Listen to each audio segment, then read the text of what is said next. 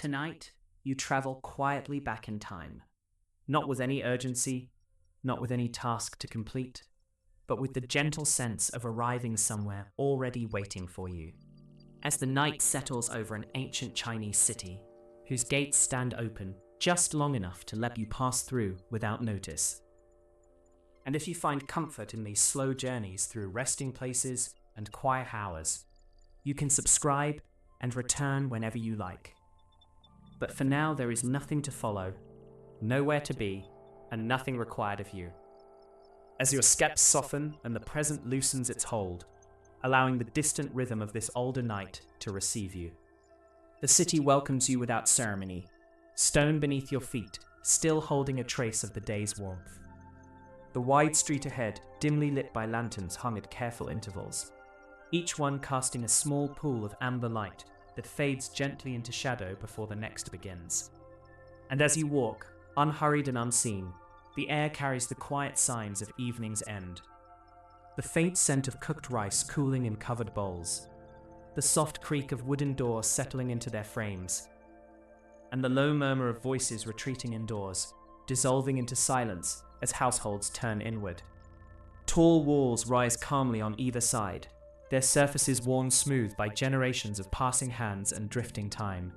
And above them, tiled roofs overlap like darkened waves, their curved edges barely visible against the deeper sky. While banners hang motionless, no longer stirred by the heat of the day, and somewhere farther along the street, a bell has already sounded its final call, not announcing anything urgent, but simply marking the moment when the city allows itself to rest. You move beneath an archway that frames the street ahead, and for a moment, the lantern light gathers more closely around you, reflecting softly from lacquered wood and polished stone, before opening again into a broader avenue where the space feels slower, wider, more at ease, as if the city itself is breathing more deeply now that night has fully arrived, and the path guides you gently forward without asking you to decide where to go. Along the way, shop fronts stand closed with wooden panels drawn across their openings, their painted signs catching just enough light to hint at the day's trades before returning to shadow. And woven baskets rest stacked neatly by doorways, left exactly where they belong, waiting for morning without concern. While the sound of your steps blends easily into the stillness, never interrupting it, only becoming part of its quiet pattern. A canal appears beside the road, narrow and calm, its surface broken only by the slow drift of reflected lanterns that stretch and soften with each gentle ripple. And as you follow its edge, the city seems to guide you deeper into itself, away from the busier entrances and towards spaces meant for lingering rather than passing through, where stone bridges curve lightly over the water and low walls offer places to pause. There you continue on, content simply to move and observe. By the time you reach the inner quarters, the night feels fully settled, wrapped around the city like a familiar robe, and your presence within it feels natural and unremarkable, as though you have always been walking here, always moving at this pace, always arriving just as the world grows quiet enough to listen to itself. And with that calm understanding, you take one more unhurried step forward, allowing the deeper stillness of the city to carry you gently onward. The deeper you move into the city, the more the night reveals its quieter interior spaces, where homes gather around courtyards and the air grows warmer, softer, and closer. And the lantern light here is not meant to guide travelers, but to comfort those already settled. Glowing behind lattice windows and paper screens, steady and unhurried, as families complete the last small rituals of the evening without hurry or display. You pass a courtyard where a single lamp rests on a low table, its flame sheltered from the night air, illuminating the smooth stones underfoot and the edges of clay pots arranged with deliberate care. And though no one stands there now, the space feels gently inhabited, as if footsteps have only just faded, leaving behind the warmth of presence rather than its absence. And the soft scent of tea leaves drying nearby drifts briefly through the stillness before dissolving again. Wooden doors are closed, but not sealed, resting lightly in their frames, allowing the city to breathe through narrow gaps where warm light spills onto the ground, tracing quiet lines along the stone paths that connect one home to the next. And as you follow these paths, you sense the rhythm of domestic life slowing. Bowls stacked and covered, benches pulled closer to walls, fabrics folded and set aside for morning, each action completed without ceremony, simply because it is time. From within one home comes the faint sound of water being poured, careful and unspilled, followed by the soft scrape of a cup placed back onto wood, and then nothing more. Just the hush that follows when voices have finished speaking for the day. And the city accepts that silence gladly, holding it without expectation, letting it settle evenly across every courtyard and corridor. You move beneath overhanging eaves where shadows gather more deeply, their edges softened by lantern light reflecting off polished beams, and the architecture itself seems to guide your pace, encouraging slower steps, longer pauses, moments where simply standing feels complete. And the night air here carries the faint memory of incense, not burning now, but lingering gently in the wood and stone, a reminder of calm intentions already fulfilled. In one courtyard, a small tree stands quietly beside a basin of still water, its leaves barely moving, their silhouettes resting against a pale wall that has watched countless evenings arrive in much the same way. And the basin mirrors the lantern nearby, its reflection trembling only slightly before returning to perfect calm, as though the water itself has learned how to rest. As you continue, the city no longer feels expansive, but intimate, gathered inward rather than stretched outward, and your presence within it becomes almost weightless, another quiet detail woven naturally into the scene.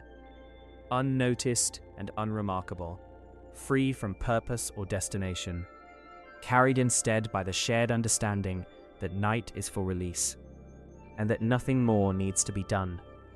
By the time the paths begin to narrow and the lanterns grow fewer, the sense of domestic life has fully settled behind you. Doors closed, lights dimmed, courtyards resting in their familiar order, and you move on gently, allowing these quiet homes to remain undisturbed, as the city guides you toward its outer edges, where the night opens again and the world begins to widen. The path draws you onward toward the city's quieter margins, where structures loosen their hold on one another and the spaces between them begin to breathe. And here the lanterns are fewer, placed with intention rather than abundance, each one guarding a corner, a bridge, or a narrow turn, cast in long reflections that stretch across stone and water before fading gently into darkness. Gardens appear beside the walkways, enclosed but open to the night air, their low walls guiding the eye rather than blocking it, and within them the shapes of rocks and carefully tended plants rest exactly as they were left, undisturbed by wind or passing feet, while narrow paths curve softly through trimmed earth and pale gravel, inviting the body to slow even further, as though the ground itself prefers an unhurried step. A corridor runs alongside a long wall, its roof supported by evenly spaced pillars that catch the lantern light in quiet repetition, creating a rhythm of shadow and glow that moves with you as you pass. And the sound of your steps here is almost nothing, absorbed by wood and stone that have learned how to hold silence without strain, making each breath feel deeper, each pause more complete. Beyond the corridor, water widens again into a broader channel, its surface dark and patient, reflecting only fragments of the night. A lantern here, a roofline there, never the whole scene at once, and a low bridge arcs gently over it, its stones worn smooth by countless crossings, now resting between one quiet hour and the next, content to carry nothing at all. You sense watchful presence at the edges, not seen and not active, simply implied by the care with which paths are kept clear and lanterns remain lit. A calm assurance rather than a vigilance, allowing the city to sleep without fear. And as you pass through these outer spaces, that same reassurance seems to extend to you, wrapping the night more securely around your shoulders. The air here feels cooler, touched by open space beyond the walls, and faint sounds drift in from a distance, water moving slowly against stone, leaves brushing one another without urgency, the occasional creak of wood settling further into rest, all blending into a single, steady presence that does not ask to be noticed, only to be felt. Stone steps descend toward the water's edge, their surfaces pale in the lantern glow, and you pause there without stopping, allowing the scene to unfold at its own pace, the reflections lengthening, the shadows deepening, the city behind you now fully quiet, gathered into itself as the night reaches its most balanced point. As you continue along the outer walk, the city begins to feel less like a place to move through, and more like a presence moving alongside you, unspoken and unhurried, guiding you gently toward a deeper stillness, where effort dissolves completely, and the simple act of walking becomes enough, carrying you forward with no need to arrive anywhere at all. As the walk carries you beyond the city's last lanterns, the night seems to widen gently around you, no longer shaped by walls or roofs, but by open air and quiet distance, and the presence of the city remains behind you like a steady heartbeat, still felt, still calm, even as your steps grow softer and the path beneath them becomes less defined.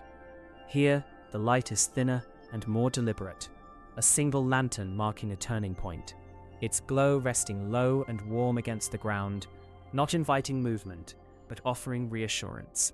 And as you pass it, there is a sense of having reached the end of something without needing to stop, of having been guided far enough that the night now knows how to hold you on its own.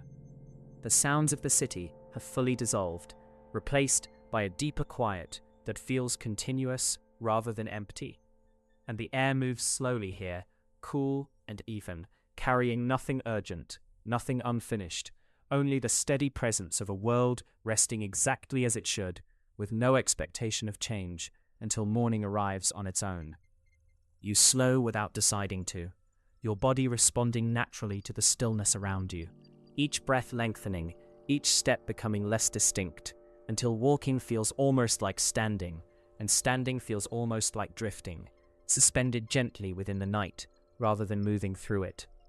Behind you, courtyards remain dark and orderly, lamps extinguished, doors closed, water stilled, and ahead there is no destination waiting, only open space and unmarked time, a stretch of night that belongs entirely to rest, free from direction, free from thought, free from any need to remember where you are or how you arrived.